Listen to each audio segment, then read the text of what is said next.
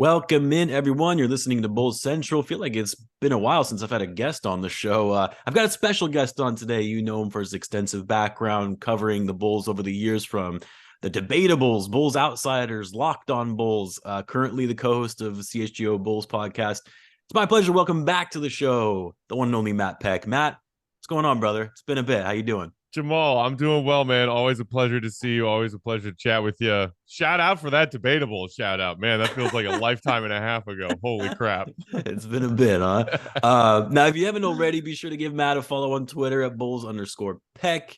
Be sure to subscribe and check out all the great work that Matt and the boys are doing over at CHGO. I'll leave a link to that in the description. Check out the documentary, by the way, on their journey and experience in Paris, seeing the NBA Paris game. We're going to talk about that in a little bit. And Matt, like I said, that's actually where I want to start. Let's talk about the upcoming trade deadline. We'll talk about that, the rumor mill around trades. We'll talk about the Bull season thus far, all that good stuff. But watching your guys' journey as it was happening in real time, you guys posting on social media and the documentary, like I said, that came out after, it honestly looked like the trip of a lifetime. Like any diehard basketball fan, quite possibly had the most amazing experience. First of all, getting to visit Paris in and of itself is great, but to meet all the people you met, meeting Joakim Noah, going to the game, getting the experience, the atmosphere of a global game like that. What was it like to be able to have all that experience with your fellas? I mean, you said it. That's kind of how I kept thinking about it while we were there. And since we've come home, it was a trip of a lifetime. I had spent some time in Europe during my junior year abroad in college. I was based in London and was able to hop around to certain parts of Europe, but I did not ever make it to Paris or anywhere in France. So that was my first time going to France, going to Paris, and was blown away by how gorgeous that city is. And I'm kind of a history nerd, so I have a great appreciation for seeing cities that have that much age and history behind them. But the NBA element of the experience was so cool. Yeah, it was cool to go see the Bulls play an NBA game at this stadium in this, international city, this international location.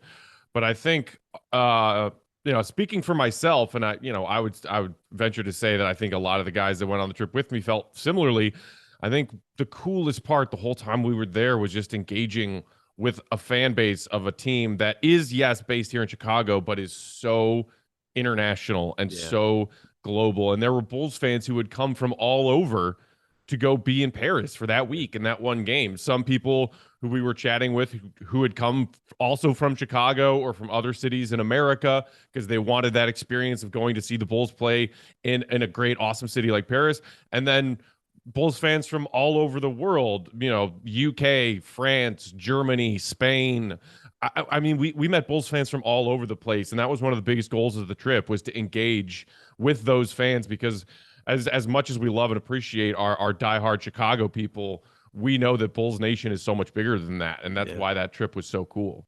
Were there a lot of Pistons fans there as well? I was actually curious about that. So I would say I was surprised by the non-zero amount of Pistons fans. And so not necessarily Pistons fans, but there are a bunch of people in Paris and in France who are big Killian Hayes fans. So they're really excited about his, participation in that week playing for the Pistons. And then obviously, I mean, one of the biggest ovations we heard during the course of the entire extravaganza of that game night was when they showed Victor Wembanyama on, sitting courtside of that game. And people there are obsessed with him. I'm sure.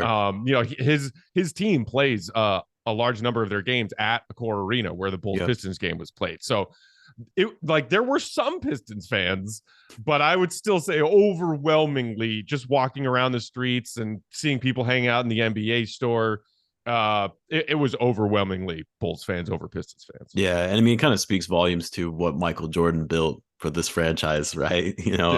I always think that, I mean, anytime I travel internationally, whenever I see someone wearing some type of NBA gear, it's usually Bulls stuff. You know what I mean? It's like you're always going to see that. I did want to talk about, you getting to meet one of your heroes. I know you talked about it on the podcast as well as on Twitter, but you met Joakim Noah. You didn't seem nervous at all based on the video of it, by the way. And you've met a lot of professional athletes in your time covering basketball, but I feel like meeting Joe is a little different considering he's one of the Bulls' all-time greats, your favorite player, at least from my understanding anyway, your favorite player. Were you nervous at all in meeting him? And was it one of those Oh, situations where you had to kind of maintain your composure? I was so nervous, man. I was so nervous. I mean, I've thought about that for years and years. Yeah, I mean, like from his rookie year, I was always intrigued by Joakim, and then every day that he spent in a Bulls jersey, I loved him more and more, and appreciated him more and more for everything he did on the court, and just as importantly, if not more so, everything he did off the court for the people of Chicago, yeah, and for Bulls fans everywhere. I mean, the guy just oozes class, and also you could not say there was anyone on an NBA court during his tenure as a Bull that cared more about the competition of the sport than he did, yeah, and about winning more than he did. yeah, And the fact that he was doing that, and also such a class act off the court, is, in brief, why I love him so much, and I've always yeah. loved him so much. Bucket lists as far as Bulls players, Chicago athletes, that I would love to meet someday, just to tell them thank you. Yeah. I was lucky enough to meet Michael Jordan when I was a kid. I went to his basketball camp. No way. Yeah, so That's incredible. that's the big one at the top of my Sure. bucket list that has a Yeah. check mark next to it. But behind MJ, Joakim was always the one that I wanted to meet, Yeah. just to say thank you for everything. And so I was nervous. I can't lie. Yeah. I was absolutely petrified of getting that opportunity, and I did manage to maintain my composure when he and I were having that interaction together. I mean, obviously, I was just smiling ear to ear in every picture you see of it, in the video clips that we posted of it. You could tell how geeked I was and how fanboying I was, but after the interaction was over, I was overcome with emotion, and Yeah. like it all Yeah. just kind of came pouring out, Yeah. because I mean, like, like you, like Bulls fans out there, any passionate sports fans, there's those certain players who just mean a different level to you as far as who you are, with what that team and what that player has meant to you as a sports fan, and if Yeah. being a fan of that team. And Joakim has always been that for me. So I never knew if I was going to get that opportunity in my life. It's something I always dreamed of. And that dude is just cool as you would think him to be. I So, mean, so chill, just handled that whole. He was mobbed by fans and media through the entire time walking through that the NBA museum. He's just so chill, and he genuinely seemed to appreciate my showing of love and appreciation to him, which is all I cared about. and so how did that play out? How did that happen? Because you obviously knew he was going to be at the event that you were going to. It sounded like it was Big Dave's doing that. He made this happen. Is that how it worked out? Yeah, man, Big Dave is the magic maker. He makes everything happen. First of all, it was because of him that we were able to get into the event in the first place, because there was a line out the door for fans who wanted to get in, and they were letting people in, slowly, and the place was at capacity, but they had a list of media people who you could skip the line and get in the door. But of our group of 5 who went, only 2 credentials were given to us. So of course, Will being our actual reporter, and then RG, our guy from DNVR who came with us, our videographer at All City, we wanted them to have our 2 credentials. So they were on the list, but Big Dave and Joey and myself were not. So Big Dave had to talk to the people at the door, basically the security of the event, and convince them to let us in without credentials and skipping the line. And they did, because Big Dave can talk his way into any space. He's a charmer. Hey, dude, it's one of the many perks of hanging out with Big Dave. But so yeah, we're there. We watch him and Tony Parker play this little game of pickup, and then after that game, he just kind of starts, meandering through this sea of media people and of fans who were there. And Big Dave, I know how it's going to go. We've done this many times before. I just kind of like line up right behind him, and he just offensive lined his way through this crowd of people and gets up to Joe, introduces himself quickly, and then like Joe looks like he's going to take a step past Dave after a quick, handshake and greet with him. And then Dave just takes like just a half step, the tiniest little step into Joe's path, and then pivots him to me, who's like right there behind Big Dave, to pop up. And he's like, "This is my guy, Matt. He's a colossal fan." And then that's how the interaction started. And Big Dave was like, "Man, I'm not kidding. Like, check out his shirt." And I was wearing my Many Faces of Joakim shirt, which, it's like the same freeze frame of him going, "Ah!" primal Joakim scream, and it's happy, sad, confused, excited, like an emotion. And then under that, I was wearing my "Nobody Goes to Cleveland on Vacation" shirt, and so thankfully, I was relieved to see that he actually enjoyed those shirts and the fact that I was wearing them, and appreciated that I was a diehard Joakim Noah fan wearing two different Joakim Noah shirts on top of each other. The best was when he's like, "Oh man, I got to get a picture of this." The look on your face of like just pure joy. And then Big Dave's like, yeah, you do. I was just like, this is so good. Yeah. I didn't know if it was going to be a moment that would also get a picture. Like, even if I could just give a quick handshake to the man and tell him thank you, that would have been moment made for me. Sure. That would have been lifelong Bulls fan bucket list. But the fact that he was like, let's get a picture, I was like, oh my God, I died and went to heaven. And then he put it on his Instagram, man. Dude. Oh. I show my wife was a big Noah fan. She's not really that into basketball, but back in the day during those Bulls years, the Rose years, she was into it. And then she follows Joakim Noah on Instagram, and I was like, hey, this guy Matt. I was like, yeah, I know him. I've interviewed him before. She's like, really? She's like, that's pretty cool. Yeah, man, it's nuts. Anyway, so the Bulls won that game in Paris. They managed to put away a bad team, which has been kind of a struggle this season. The season has really been a struggle in general for Bulls fans. That really dates back to last season at the end of the year. And I think as Bulls fans, all of us are trying to figure out or rationalize, what is the problem here? Who or what is to blame for their underperformance? Some people will say, it's Billy Donovan. Some will say it's the front office, or how it's Zach Lavine not playing like a max player. It's DeMar because he slows down the pace and, takes shots away from other guys that you could be developing. What is it for you? What's been the main culprit for the disappointing season thus far for the Bulls? I think there are several, but a lack of creativity and a lack of variety offensively down the stretch, I think, is one. That was kind of being talked about in those consecutive losses where DeMar took a last second shot and didn't make them. And then so people started talking about like, okay, well, is the DeMar King in the fourth plan not working anymore like it did last season? And should we change that? And then simultaneously or shortly thereafter, you get examples of seeing what it's like when you try and make Zach Lavine that guy. And Zach Lavine having always dealt with, being prone to turnovers. He's got questionable handles. You saw that pop up in their, loss to the Clippers last night. There is a lack of basketball IQ on this team that I think makes it winning those close games challenging. Yeah. You can't even execute an inbounds play. That's two losses now in the span of their three or four most recent bad losses. Right. Where you can't even execute the inbounds play that you've drawn up for yourself. Yeah. There's so many reasons why this team is struggling, but I think predictability on offense and just low IQ basketball in those late game scenarios is what's cost them a lot of them. So let's talk about the game from last night against the Clippers, and then we'll talk about, trade deadline stuff and how hopefully this team can maybe try to resolve some of these issues. But a frustrating loss, to say the least. Granted, it was against a good team, unlike what we've been seeing lately in losses against the Hornets and Pacers. But Bulls blow a 19-point lead in a matter of minutes, of course.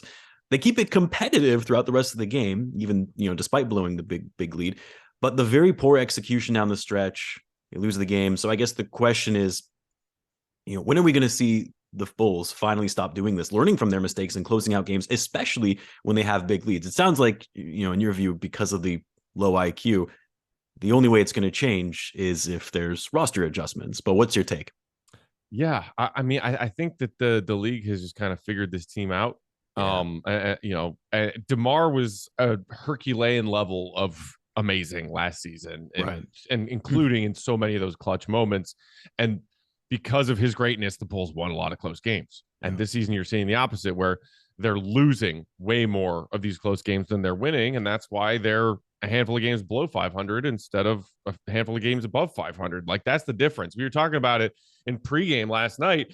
The Bulls and Clippers have nearly identical overall net ratings. The Clippers are plus 0.1 net rating, and the Bulls coming into last night's game were 0.0. They were exactly flat in their net rating. And the Clippers are an above 500 team, and the Bulls are well below 500 team. because of how many games have the Bulls lost by one possession. Yeah. So clearly something in that regard needs to change. Last night was frustrating, not only because it was yet another blown lead, as you mentioned, which, by the way, shout out to our old boss at NBC, Kevin Anderson, who had this stat after the loss last night. In the month of January alone, the Bulls lost games in which they held leads of 19, 21, 19, and 16. Yeah, I saw that. Four losses with leads of those margins. I mean, that's inexcusable. Yeah. On top of all that, you had DeMar very uncharacteristically with a career high 8 turnovers in that game last night against the Clippers. It's like, okay, well, if DeMar and Zach combine for 14 of your team's 20 turnovers, including a bunch of them in the second half, that is not a formula for winning. Yeah. Well, I think the thing that frustrated me about last night's loss in that final, 2 minutes or so, plays weren't being drawn up, right? You just kind of had DeMar trying to go in, do his thing, which works sometimes, right? It didn't last night, right? He had a missed mid-range jumper, tried to take it in one time, tripped over his feet, claimed it was a foul. I think most of us knew that it wasn't a foul, at least based on the replay.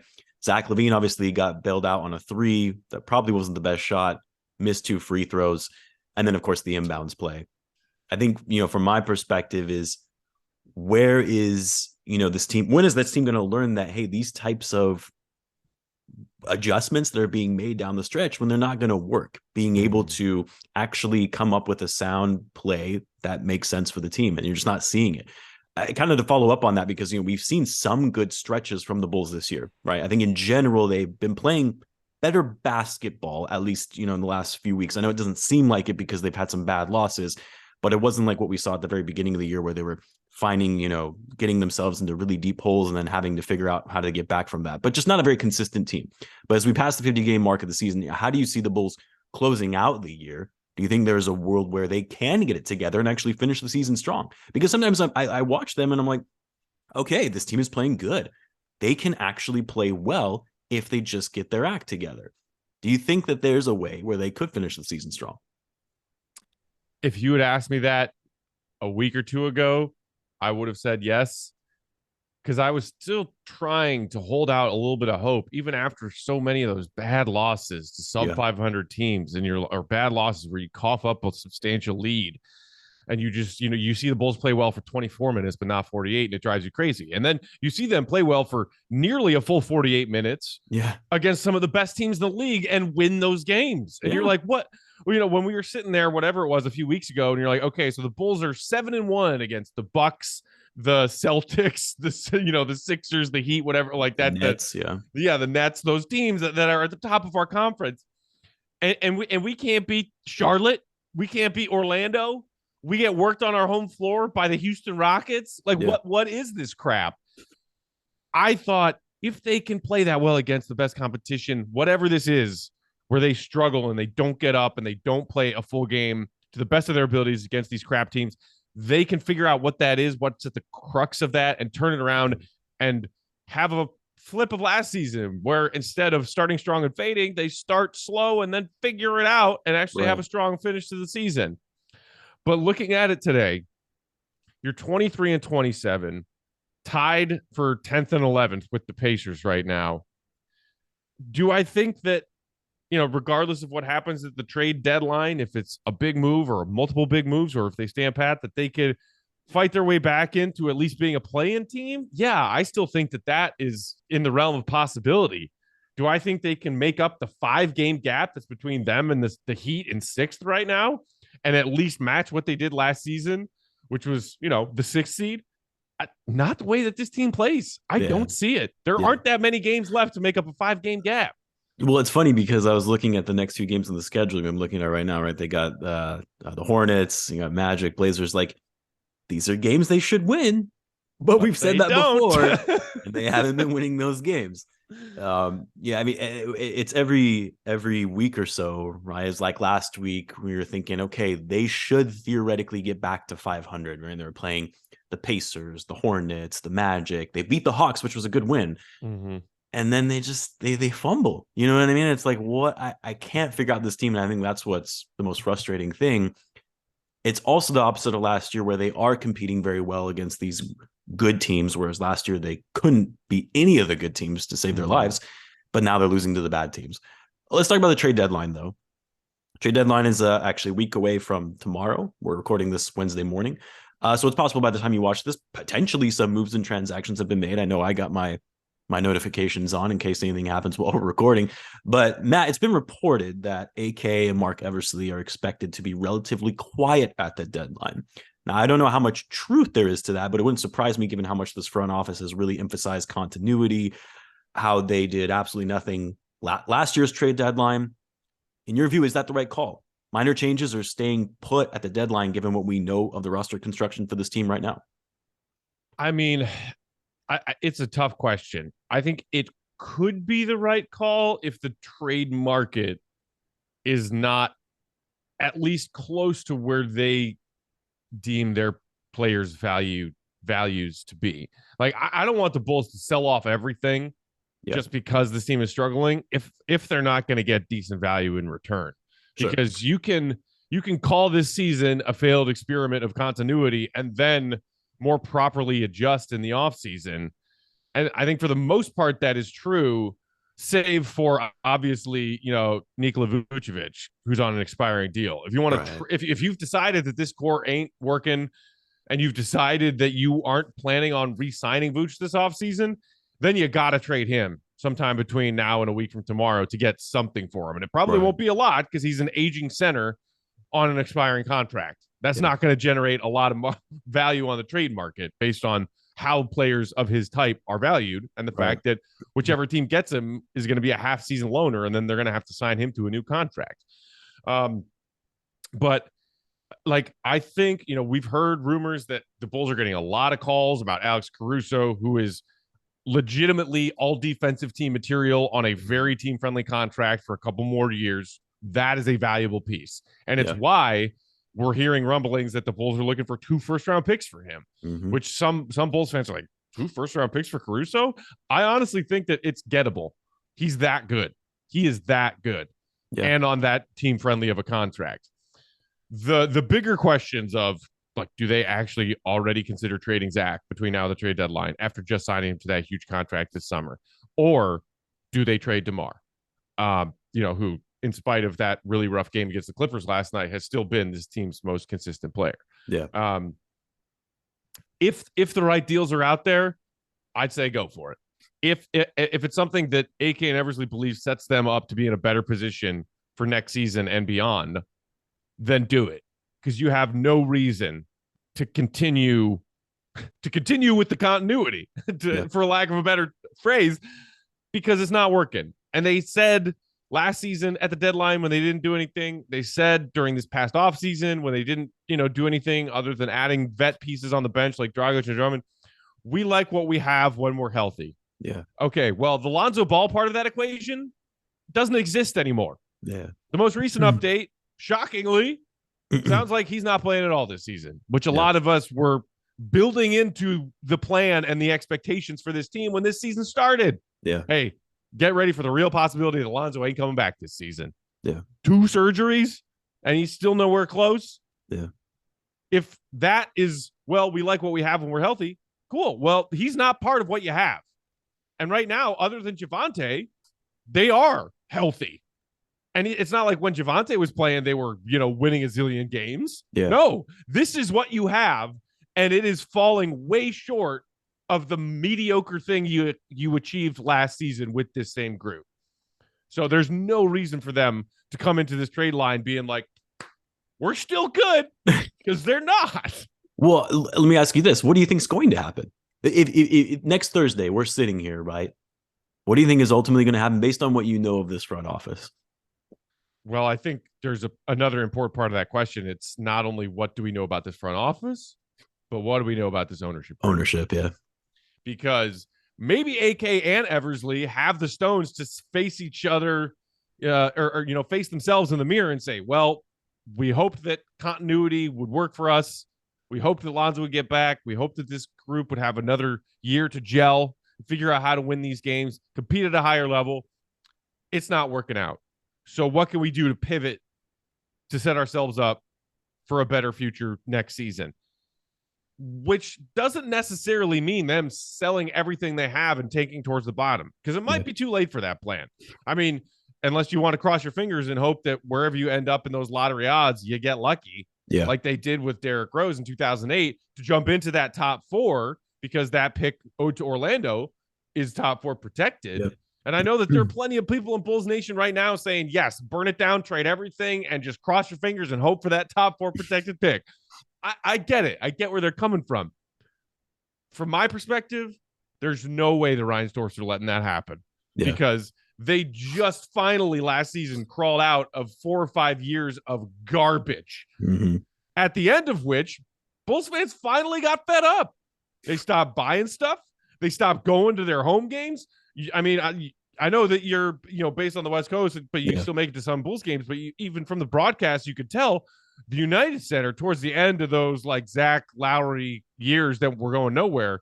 Were empty. We're bad. Like that. I have never seen the United Center that empty in my life. Even the post dynasty Tim Floyd era United Center was packed with dedicated, passionate Bulls fans. The Reinsdorfs are not about to let this team tank back to being awful, because they want their ticket sales and they want their revenue streams. And that's who they are as an ownership group. They, if their management team, if AK and Eversley tell them it's in our best basketball interest to do this, make this aggressive move, start over this way, go this direction, but we might be bad again for a while. The owner, the Reinsdorfs will say, well, thank you for that. We'll take it under advisement, but really what we'd like for you to do is be a middling seed and get us a couple of playoff home games that we can sell tickets to. Reinsdorfs don't care about championships. No, they don't. No. And I mean, the frustrating thing about the Reinsdorfs is they have so much to thank for Michael Jordan in terms of just the sheer money that he's been able to generate for this organization, even 30 years later. They can be a mediocre team and still make a ton of money because of what Michael Jordan has built.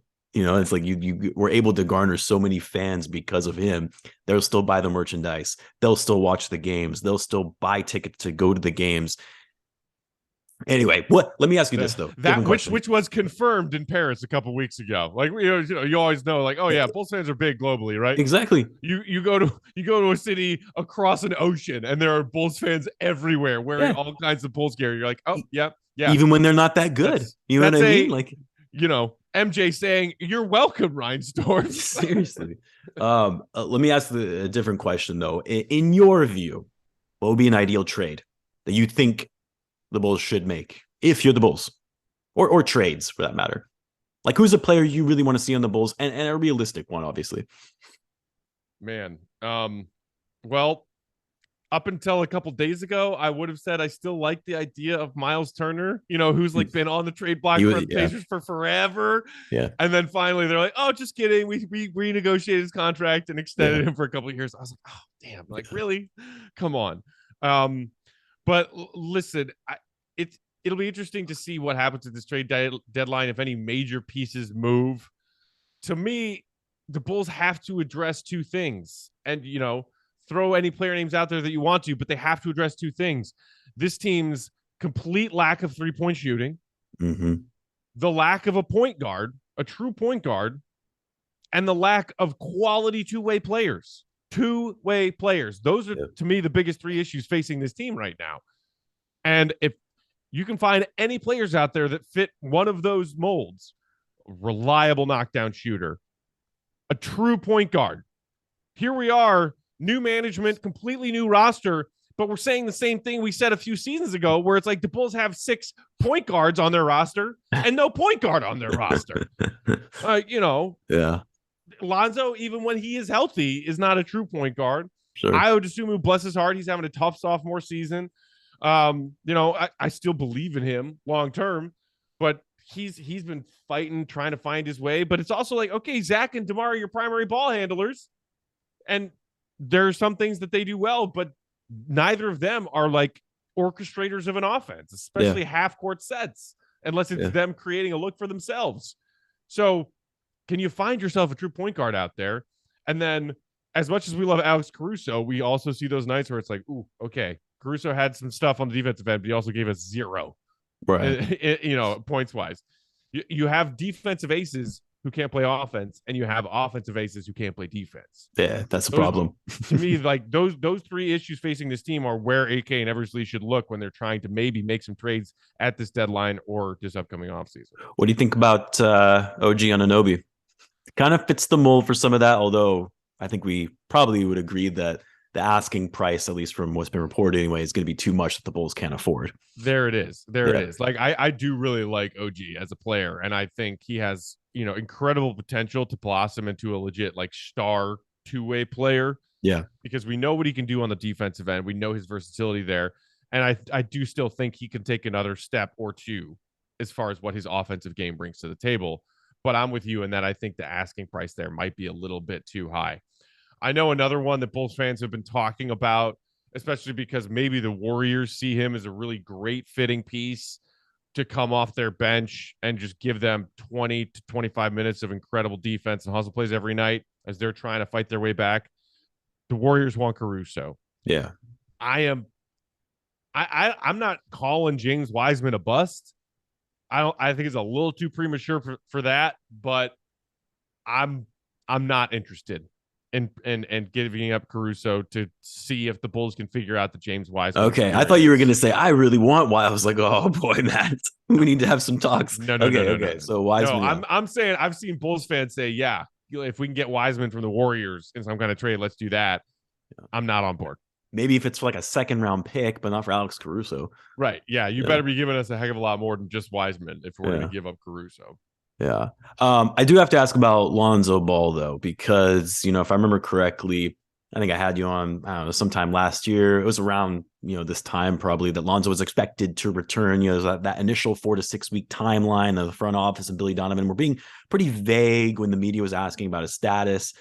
And you and I, we had talked about it saying, we really weren't that concerned, right? That, we're sure that he'll be back in time for the playoffs and that'll be good for the Bulls.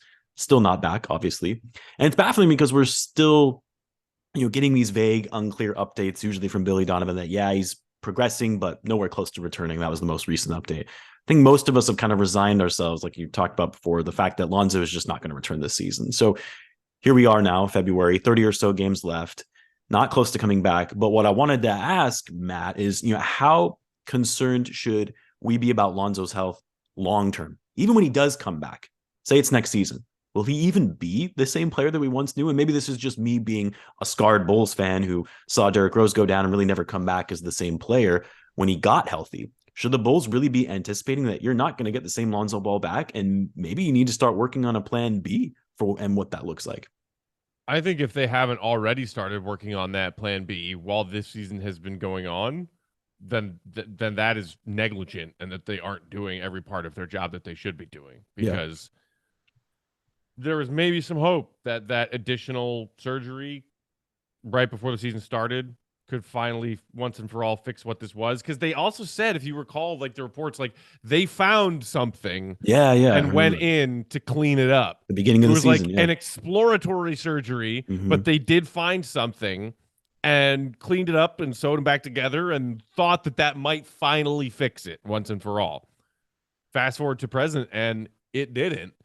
So even back then, if that was a toss-up of, hey, well, maybe the surgery works and maybe it won't, they should have been already working on that plan B back then.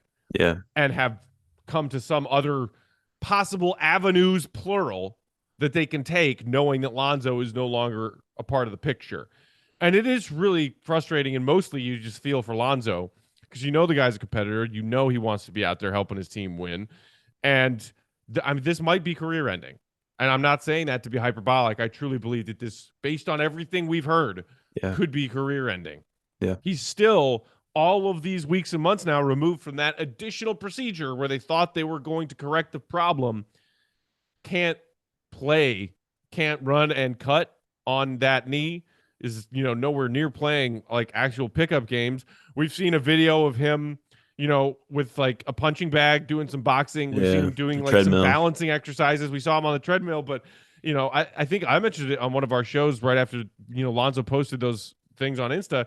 Even just watching him lightly jog on that treadmill months after surgery, it looked like he was gingerly favoring that knee. It didn't look good. It didn't Yeah. look like a guy who could be running around an NBA court anytime soon. Yeah. So mostly I feel terrible for Lonzo, but as a Bulls fan, yeah, I am right now anticipating that he's not a part of the plan because he's not going to be healthy enough to play.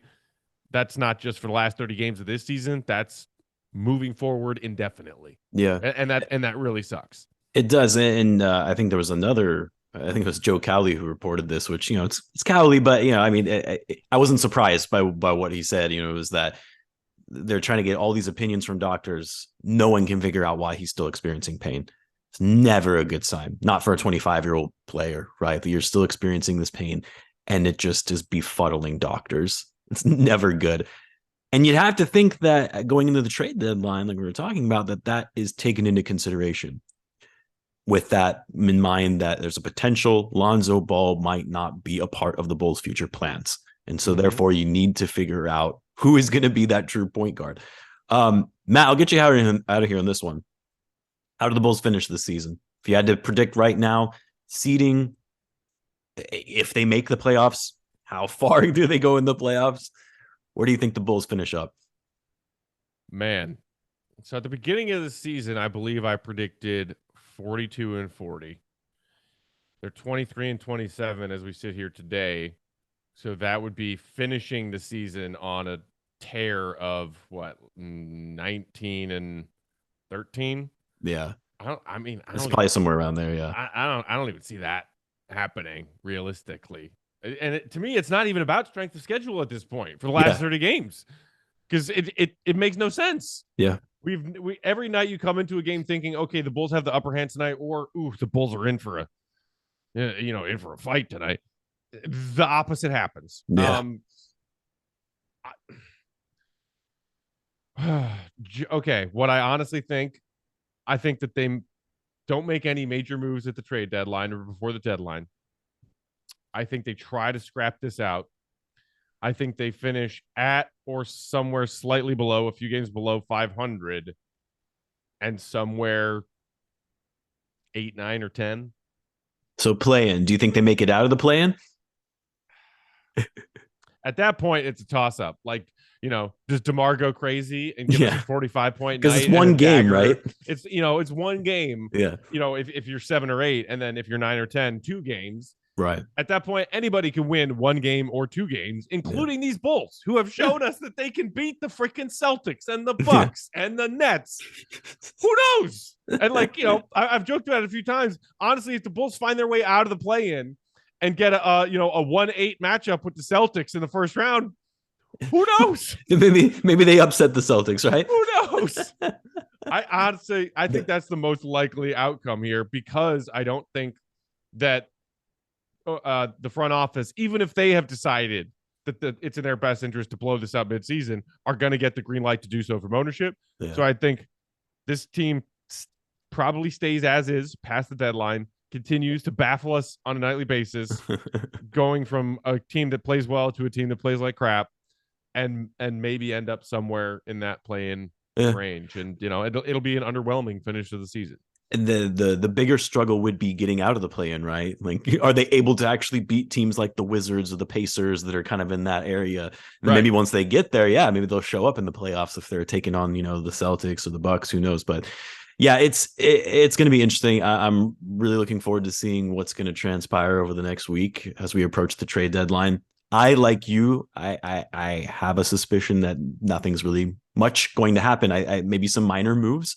They might move Drummond, who has just fallen entirely out of Donovan's rotation. Yeah, that whole situation is odd, right? Maybe some team sees him as a useful backup big vet who can come in and give them, 10 minutes off their bench. I think the only thing that holds Drummond and his trade value back a little bit is also he's on a 2-year contract because he's a player option for that second year. Our team's going to want to take on Drummond. I mean, I guess you're already almost done with this season. It would just be one more season after that. But that whole situation was odd because Drummond was almost in the first, couple weeks of the season was like this unsung hero. Like, wow, this guy, first of all, way better than Tristan Thompson, comes with energy, can rebound, all this stuff. And then, I don't know. He's just. Dave and I have talked about this a couple of times. to us, he hasn't looked the same since injuring that shoulder. Yeah. When he took that awkward fall a couple, whatever it was, month and a half ago. Since coming back from that, he has not looked like himself. And it also looks like he's put on a little bit of weight. Yeah. He's always been a big dude, but it looks like he is not as in shape as he was when the season began. And maybe part of that is the shoulder, and part of that is, well, he was kind of slipping out of Donovan's rotation anyway. So he was like, well, F it. Why do I need to stay in shape if I'm not going to play? I'm not putting that attitude on Drummond. That's just, a hypothetical guess, but it looks like he is not in as good a shape as he was at the beginning of the season. I also think he hasn't played as well since he hurt that shoulder. I think it's bugging him, which is a shame. But yeah, I mean, we all know that Donovan likes to go small. That cost them for certain stretches. The Clippers lost. Zubats was killing him on the glass. Batum was killing him. Yep. Like, it is what it is. But right now, the Bulls appear to have no use for Andre Drummond for whatever reason. Yeah. It's and I mean, I think a lot of it also has to do with mentality. I was at the Warriors game, and Drummond played a little bit then, and there was something off in terms of just like his overall attitude. I think that's what also kind of confuses people, because some days he's really into it. He seems like he's focused and into the game, and some days he's not, and that could be a piece to it as well. But anyway, that want to be respectful of your time as well. Always good to have you on, my man. Keep up the great work at CHGO. Tell the fellas I said hello as well. For those watching, once again, check all the great work over at CHGO. Link down in the description. Jamal, appreciate it, buddy. Always a pleasure.